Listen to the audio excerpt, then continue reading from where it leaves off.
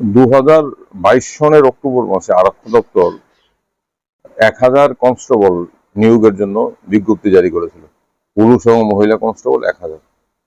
এবং সেই বিজ্ঞপ্তিতে একটা বিষয় উল্লেখ ছিল যে civil defence volunteer, home guard, ex army man তাদেরকে কনস্টেবল পদের নিযুক্তির জন্য রাজ্য সরকারের বিভিন্ন সময় জারি করা সার্কুলার অনুযায়ী বিবেচনা করা হবে।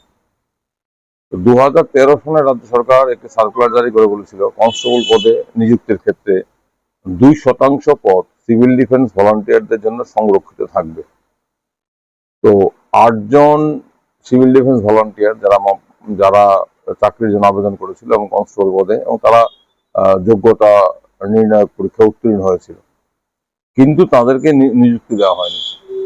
সিভিল ডিফেন্স ভলান্টিয়ারদের জন্য সংরক্ষণ মানা হয়নি। এর বিরুদ্ধে তারা ত্রিপুরা উচ্চ আদালতে প্রথমে রিট মামলা করেন। রিট মামলায় মাননীয় বিচারপতি 2024 সনের আগস্ট মাসে রায় দিয়ে 2025-এর আগস্টে রায় দিয়ে সরকারকে নির্দেশ দেন যে সিভিল ডিফেন্স ভলান্টিয়ারদের জন্য 2% সংরক্ষণ মানতে হবে।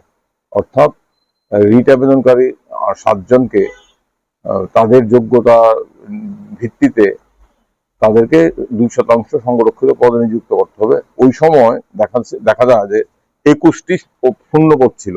তো 21টি শূন্যপদের মধ্যে 60টিতে তাদেরকে নিযুক্ত করার কথা বলা হয়। রাজ্য সরকার এই রায় গ্রহণ করতে পারেননি, মানতে পারেননি। রাজ্য সরকারের তরফ থেকে এই রায়কে চ্যালেঞ্জ করে রিট আপিল করা হয়।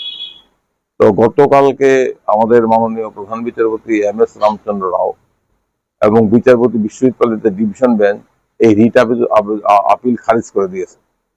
আর রিট আপিলে উচ্চ আদালতের ডিভিশন বেঞ্চের বক্তব্য হচ্ছে যে একক বিচারপতি রায় সঠিক ছিল, এটা যুক্তিসঙ্গত। কারণ 1000 কনস্টেবল পদে নিযুক্তি বিজ্ঞপ্তি যেটা জারি করা হয়েছিল 2022 সনের অক্টোবরে, সেখানে কিন্তু বলা আছে যে civil defence, home guard, ex serviceman তাদের জন্য সংরক্ষণ কিংবা তাদের জন্য বিভিন্ন সার্কুলার গুলো ভিত্তিতে তাদেরকে নিযুক্তির জন্য বিবেচনা করা হবে।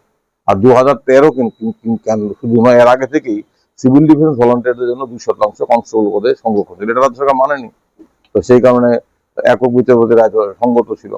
রাজ্য সরকার এর আপিল উচ্চ আদালতের ডিভিশন বেঞ্চ খারিজ করেছে। খারিজ করার ফলে এই যে 7 জন রিট আবেদনকারী তাদেরকে চাকরি দিতে হবে। তারা সসম্মানে যোগ্যতা পরীক্ষায় উত্তীর্ণ হয়েছেন, শূন্যপদ খালি আছে, তাদেরকে নিয়োগ থেকে বঞ্চিত করেছিল সরকার। এই বঞ্চনার বিরুদ্ধে তারা উচ্চ আদালতে এসেছিল, একক বিচারপতি তাদেরকে প্রতিকার দিয়েছিলেন, সেটা রাজ্য সরকার মানতে পারেনি। ডিভিশন বেঞ্চ আপিল করেছে, আপিল খারিজ হয়েছে। এখন তারা চাকরি পাবেন, চাকরি দিতে হবে তাদেরকে।